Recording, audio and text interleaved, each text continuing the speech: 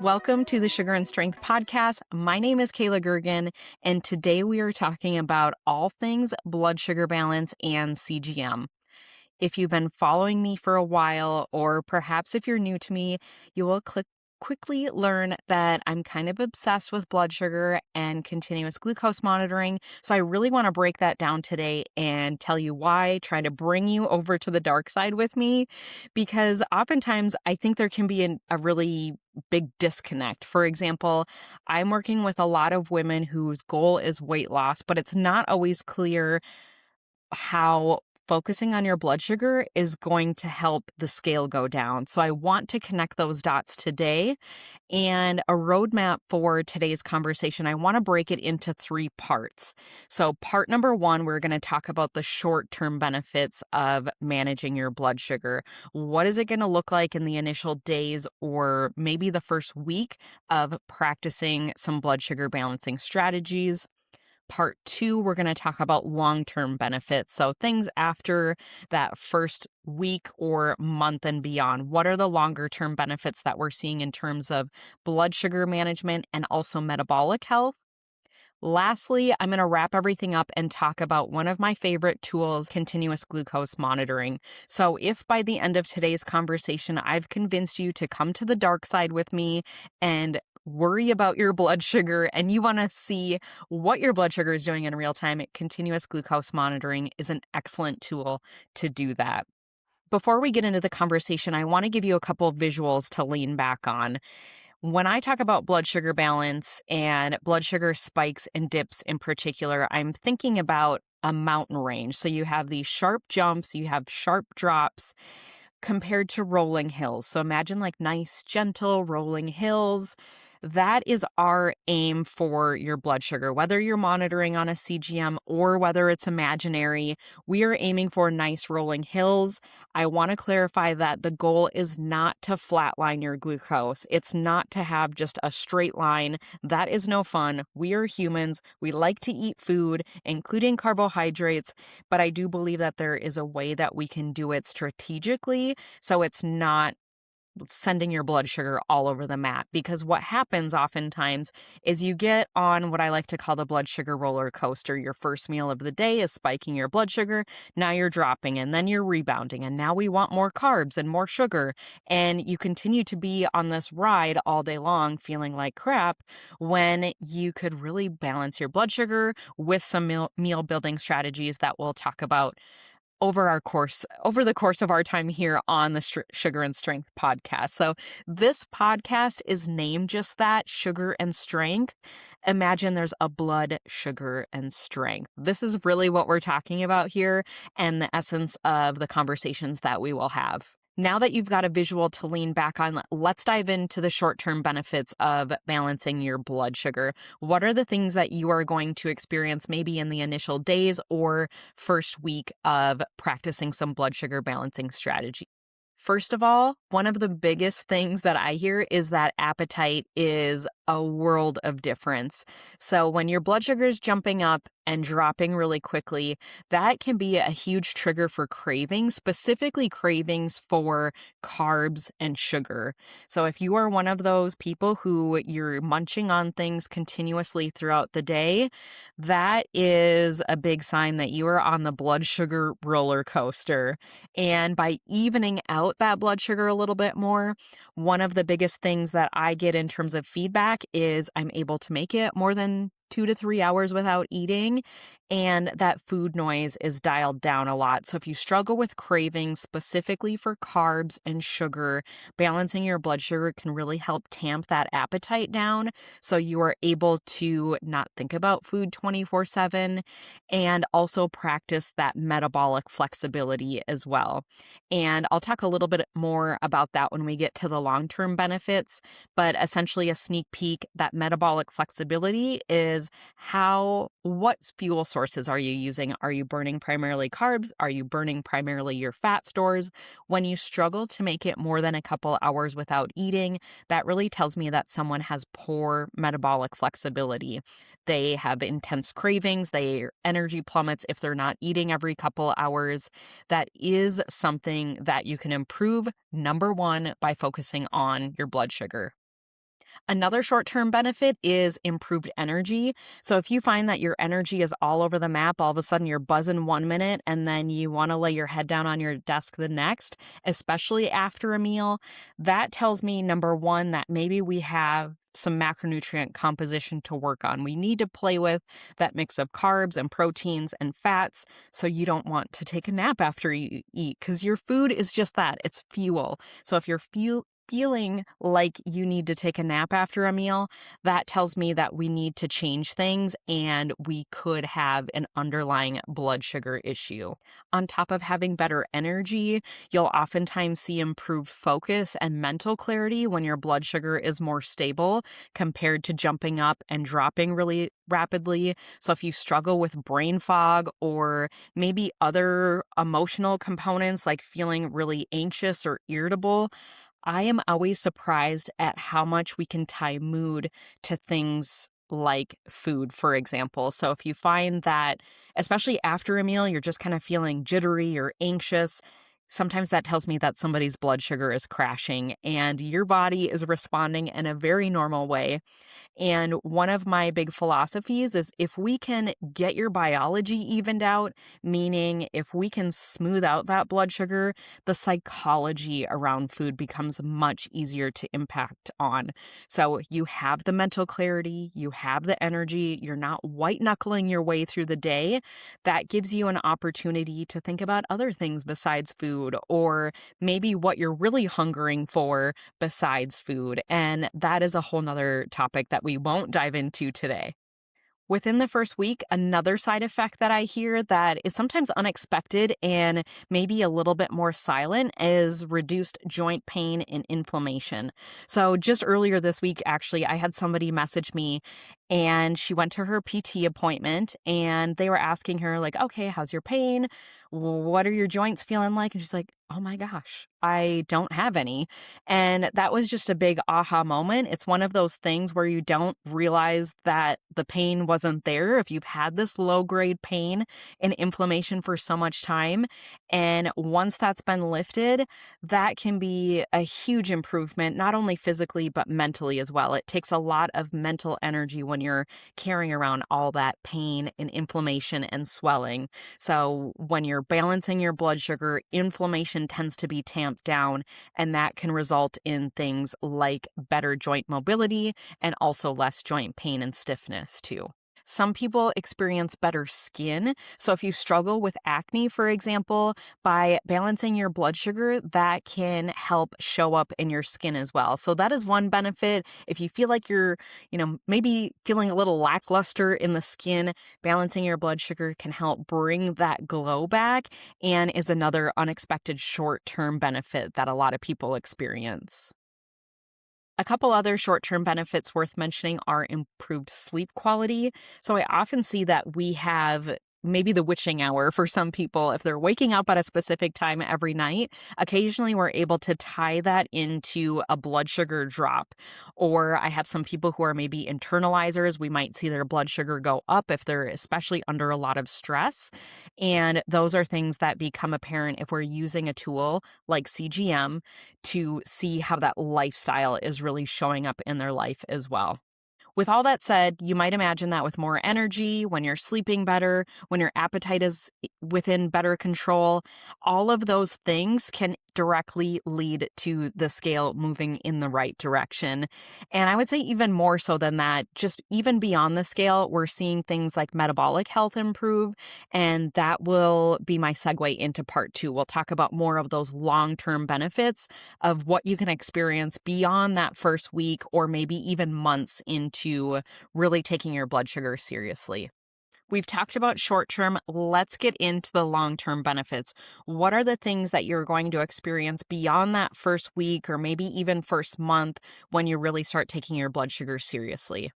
Before I get on a soapbox about metabolic health and all these things that just seem to kind of float over our heads, I just want to say that a lot of these chronic diseases are progressive. So when I think about things like obesity, diabetes, cancer, these are things that they don't happen overnight. They develop over time, and you might have little blood markers that are starting to give you maybe some red flags. So, for example, high triglycerides, high blood pressure, if you notice that cholesterol is creeping up or you're fasting glucose, these are all red flags that your metabolic health has maybe taken a turn and it's time to take things seriously. And one of the number one things you can do is focus on your blood sugar. This is a great time to intervene and really get the snowball rolling in the opposite or the more healthy, better direction. And beyond that, by focusing on your blood sugar, here are the things that you can expect to experience.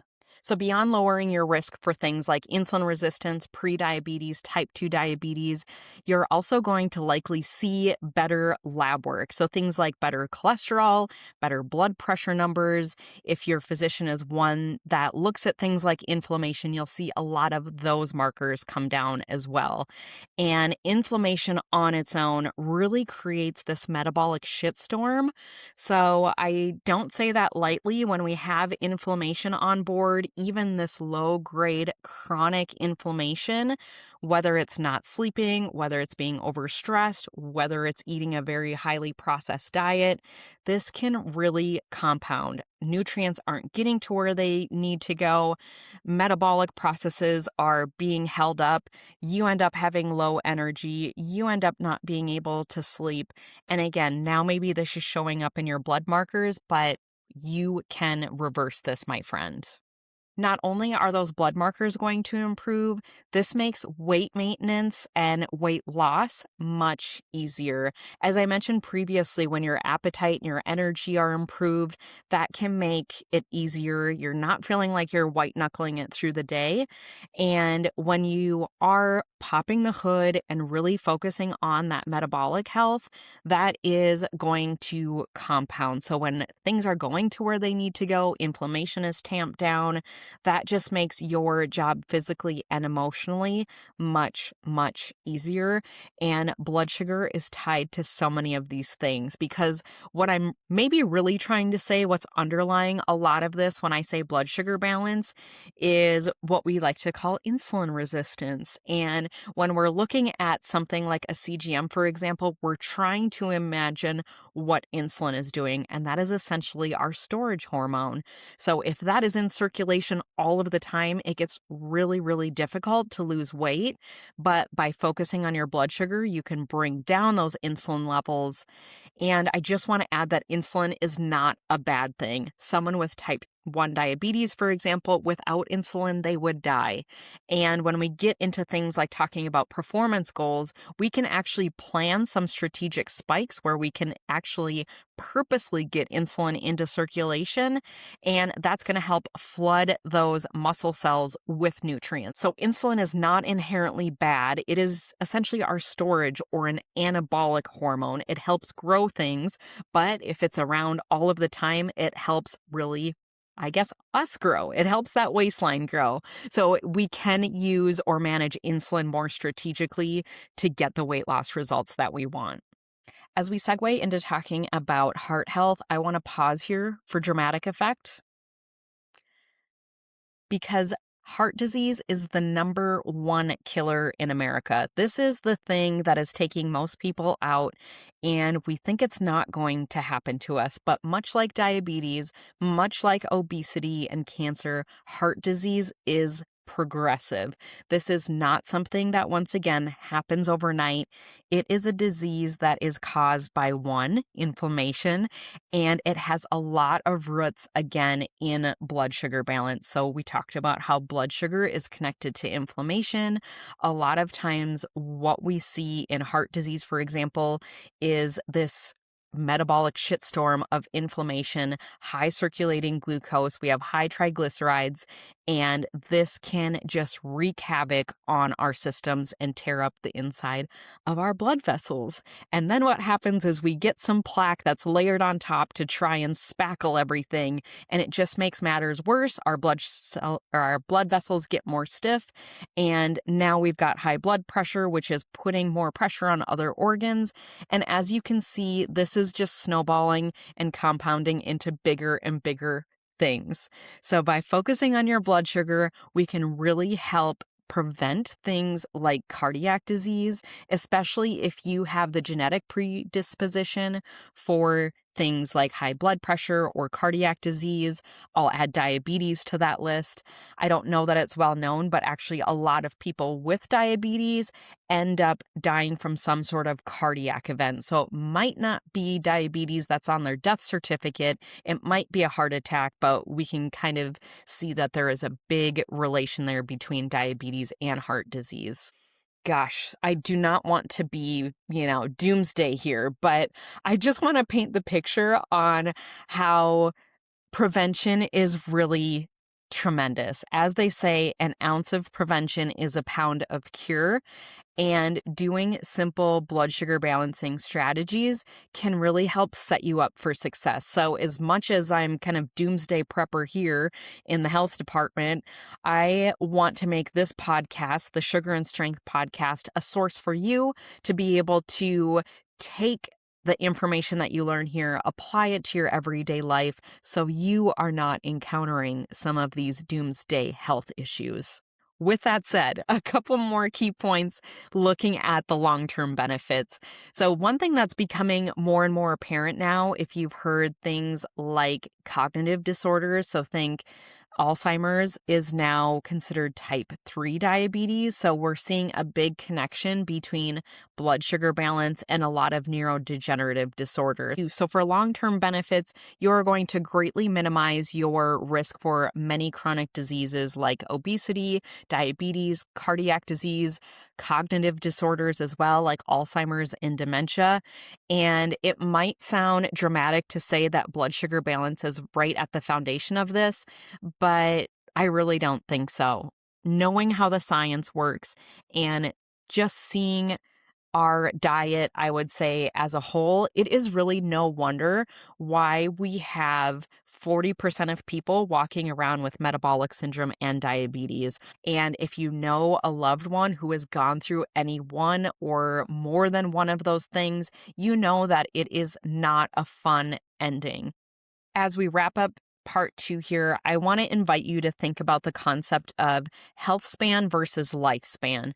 We think about lifespan or how long we live, but we don't always consider what those final years look like. That is our health span. What is your quality of life? Are you able to take care of yourself and be independent? Or are you relying on other people or a slew of medication to keep things going? Because that is not the same as living long. If you're living long, but it's not great quality, maybe you don't even want to be around versus your health span. You're able to live how you want to live and you're not dependent on others. That independence is so important and something we all strive to keep. But that means that you need a healthy reserve now. So we do tend to have some decline as we age. I would argue that that is somewhat optional. That decline, whether it's physical, whether it's mental, that really comes down to the choices that you're making every day. And are you taking care of yourself? Through this podcast, my goal is to provide you with actionable strategies, things that you can use to focus on your blood sugar, focus on building strength. Again, Sugar and Strength podcast. And one of my very favorite tools to do that is CGM, or continuous glucose monitoring. CGM was originally created for people with diabetes. Anyone with diabetes was doing finger pricks before and after meals, couple hours after meals to help try and monitor blood sugar. And a continuous glucose monitor is something that was made where the user is able to put a sensor on their arm and then that transmits to an app or in some older cases, a device. And you're able to see what your blood sugar is doing in real time versus doing finger pricks because that's no fun. It's painful. A continuous glucose monitor is very convenient. Plus, you get complete data. If you have ever checked your blood sugar, maybe a fasting number right away in the morning or before or after meals or 2 hours after meals, you're just getting these 1-point measurements and you're missing a lot of information in between. This goes for numbers like A1C as well. So if you've had your A1C checked, that is a 1-point measure, and it's just giving us an average of what your blood sugar has been doing over the past 3 months. And I see so often where clients have blood sugar that is really high and really low, and that makes it even out and looks like a nice average A1C. And then we put a continuous glucose monitor on, and we see that they have been on this blood sugar roller coaster, which again, average looks really beautiful, but when we get that real time data, we can see that they are all over the map, and it's no wonder they feel like crap. Today, continuous glucose monitoring has really made it into the general population. And I want to emphasize that my population is just that. I'm rarely working with anyone who has type 1 or type 2 diabetes. And when I give numbers or give general recommendations, it's always good to go to your provider. They know you best. So while I'll talk about blood sugar balance, a lot of what I share is for the general population or people that do not have diabetes. However, some of the things will be helpful in how you're eating or how you're moving. Certainly, it's something to take back with you, but also just consider your individual medical history too. I also want to add that I don't think you have to wear a sensor 24/7, 365. While a continuous glucose monitor is super insightful, I do find that for some people, the information can be overwhelming. They don't know what to do with it all. That's what I'm for. Or I do also see maybe if someone's been wearing a sensor for a while, they know what spikes them. It can cause some anxiety, and that is doing more harm than good. So I tend to see a couple camps of people. I have some clients who want to wear a sensor 24/7. They love the accountability. They love that I can see what they're doing and we can troubleshoot in real time. And then I see camp number two where it's like, okay, I learned the most from my 2 or 3 sensors. I'm going to take a pause. I've got this framework or strategies that I know what I can do to keep my blood sugar stable. Maybe I'll wear a sensor once or twice a year and do some spot checking. I tend to see a lot of people fall into that box. So, you know you best. Some people like to wear one more frequently up front and then kind of space it out a little bit. But I do think it's good to take breaks and not be tethered to your sensor 24/7. How does CGM work? As I mentioned, you apply a sensor on your arm, and if you're curious to learn a little bit more, I do have a video on YouTube about me going through applying my Dexcom Stelo. This is one sensor that I use quite often in my practice, so if you want to see me put it on and talk a little bit more about the technology, I will link that video in the description below. Otherwise, you can head on over to my YouTube channel and watch that. But that will walk you through putting the sensor on. Essentially, you get everything that you need in a box, and your sensor will come preloaded. So you take the applicator, you put the sensor on your arm, and then oftentimes you're pairing that with your phone, and that data is transmitting in real time. So if you are a visual learner and love being able to maybe pop the hood, see what your body is doing, how it's behaving to certain food, I will say lifestyle shows up quite frequently too on a CGM. We can see what stress is doing. We can see what a bad night's sleep does. We can see what movement is doing as well. That's one thing we haven't really hit on in today's conversation. But beyond food, you're able to see what your lifestyle is doing in real time. That information is transmitted right to your phone. And in order to get the best results, you're logging on your phone. So maybe you're tracking meals. It is a completely different game compared to tracking that you're used to. So instead of pulling in calories and figuring out grams of protein and how much fiber you're getting, all you're doing is taking a picture, putting a short description. So if tracking tends to be a really big trigger for you, if you've dieted and just the idea of tracking your food makes you want to throw up, this is completely different. I will say that the feedback I get is it's very easy, and it's nice to see how even healthy or low calorie foods can really send your blood sugar skyrocketing and plummeting. And that's where we're really able to start to make those connections. So you've got the sensor on, it's transmitting to an app on your phone, and then you're plugging into your timeline. So that way we're able to identify trends like what meals spike you the most, what meals your body responded best to. We can see exercise. And in a lot of apps, you can also add notes. So if you want to see if you have a stressful meeting or you want to see what your fasting numbers look like, you can add little tick marks or notes along the way. And if you're new to CGM, I do have a free download, a quick start to CGM guide. I will link that in the show notes below as well. That is a great resource to get started. I have a chart on there on pros and cons of popular sensors because there are a couple of ways to get them.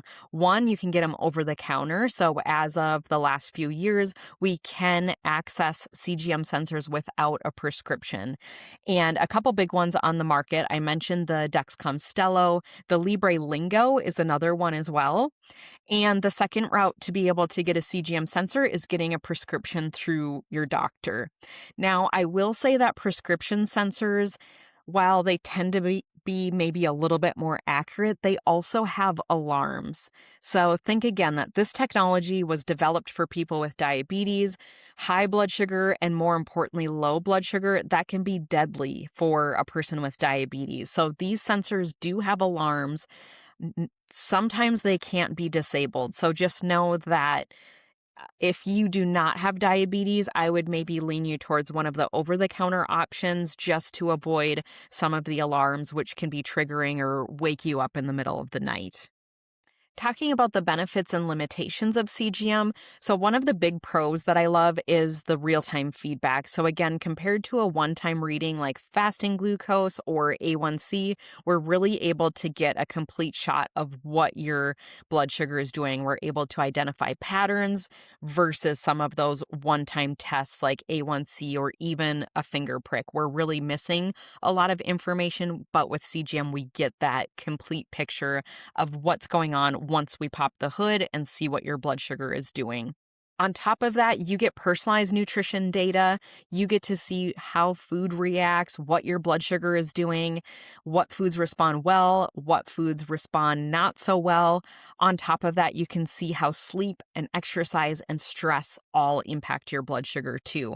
So this really removes the guesswork about what's helping or what's hurting. If you feel like you're doing all of the things and kind of floundering or not really seeing progress, wearing something like a CGM can make it really clear that, okay, my nutrition looks pretty good, but I need to work on getting to sleep at a certain time, or I really need to work on my stress management because I see that my baseline's high, or my blood sugar is spiking more from a stressful meeting than it did from all of the meals that I ate today. And that is one of my favorite things about CGM is these things that tend to be really hard to intervene on, like working on your stress management. We don't really have a number to quantify stress, but when you see that data on a CGM, it becomes much easier to intervene versus just ignoring it or, thinking you're going to meditate or read a book or whatever you do to relax. This can be very, very motivating. So I will say that visual learners, or if you're a data nerd, this is a great way to gamify some of those things and really help increase that motivation, especially if it's behaviors that you've been reluctant to change. Because we talked about the benefits, I think it's only fair to talk about some of the downsides of CGM. So I will say that one of them is that the sensor tends to lag a little bit. And what I mean by that is that the sensor itself is not reading from your true blood sugar. So the sensor has a little filament that kind of sits under your skin and it reads from your interstitial fluid. So it's the fluid that is between your body cells. And that tends to lag a little bit. So your glucose will go from your blood and then to your interstitial fluid where your CGM is reading, so that your CGM tends to read a little bit slower than what your true blood sugar is, but regardless, those trends are always going to be the same. Another downside of CGM can be cost. It's not always covered by insurance. It really depends on your plan, but oftentimes you're paying anywhere from maybe $35 to $100 a sensor, depending on where you're sourcing them from. The Dexcom Stelo that I mentioned, you can get a 2-pack on Amazon for $99, and that will give you 30 days of monitoring. And that tends to be pretty standard. Again, depending on the model that you go with, that is going to impact your cost. But If you have something like an FSA or HSA, CGMs are eligible to use those funds. So if you've got them, use them. I do see sometimes where people are maybe still going through their doctor for a prescription. There are coupons available from the pharmacy or from some of the manufacturers. So, for example, I know Libre has a coupon circulating somewhere out there. Or if you get it from a place like Sam's Club or Costco, some of those bigger pharmacies, sometimes they have some deals locked in with the manufacturers where you're able to get a discount on that CGM equipment. With a CGM, it is a continuous glucose monitor. Continuous glucose monitor, it's only measuring glucose. So, one downside is that by looking at blood sugar, we're trying to guess what insulin is doing. And depending on your metabolic health or level of insulin resistance or insulin sensitivity, that might not give us the big picture. So, what I tend to see are some pretty telling red flags in somebody's glucose data when I see really aggressive insulin resistance. But sometimes, for some people, it can be masked if you do have a lot of insulin in circulation. So, I tend to do glucotyping with my people. I have them fill out a short questionnaire where we're looking at blood work and symptoms and just getting a big metabolic profile, getting a big picture level of what their insulin is doing, what their blood sugar is doing. And then from that, we can work on personalized strategies because, again, your sensor is measuring glucose. We're assuming what insulin is doing, and that can be a little less predictable. Next, data overload. So some users do feel overwhelmed by how much information they're getting. If you love data, this might be motivating, but for some people, knowing what to do with that information can feel like a lot. And that is where coaches like me come in. And if you are wearing a CGM and that's really hitting home for you, I would invite you to apply to work together. I have opportunities for both one-on-one and group coaching. And this is really my bread and butter. This is my specialty area. I love geeking out about your numbers. So a lot of times I tell my clients, I am your filter. You let me interpret your data. All you do is worry about tracking. And then I am going to pick the 2 or 3 biggest things, especially based on your glucotype, that are going to get you the best results. It's not always doing everything right. It's, are we working on the right things? And lastly, technology happens. CGM is not perfect. Apps crash, sensors fall off, sensors might not be 100% accurate. This is unfortunately a part of the CGM environment. And the good news is a lot of times if something is wrong, if a sensor falls off, if your sensor is reading, wild numbers, oftentimes we can get a replacement. So many manufacturers have a program where you're able to submit for tech issues or if something falls off. So just know that if your sensor hasn't reached its full lifespan, which is usually 14 to 15 days, depending on the model, reach out to them and just see what you can do. That wraps up today's conversation on blood sugar and CGM. So we started with the short-term benefits. What are those things that you're going to see in the first week? We talked about the long-term benefits in terms of improvements on your metabolic health. And lastly, we talked about CGM, what it is, how to get it. If you're interested in learning more about CGM, you can grab my free CGM guide in the comments below. And you can head on over to YouTube and you can watch me put on my Dexcom Stelo. And as a reminder, that is one. I do have that linked as well. You can get 2 sensors on Amazon for about $99 to get started. Otherwise, that wraps up today's conversation. If you have things that are percolating, or maybe there was something that needs clarification, or you had an idea spawn off or a question, I am planning on doing an Ask Me Anything coming up here soon. So submit your questions to me in the comments below. You'll see an AMA, submit your question for the Ask Me Anything. I would love to hear from you, whether it's related to CGM, metabolic health, fat loss, whatever it is. I will be doing more of those coming up here shortly. Thank you for listening to today's episode. As a reminder, we are building our foundation in these initial sugar and strength episodes.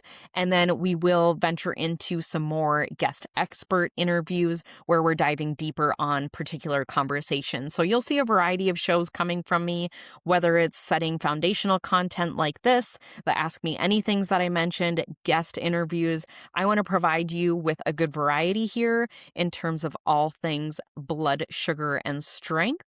So submit your questions below, and ta-ta for now. I will see you on the next one.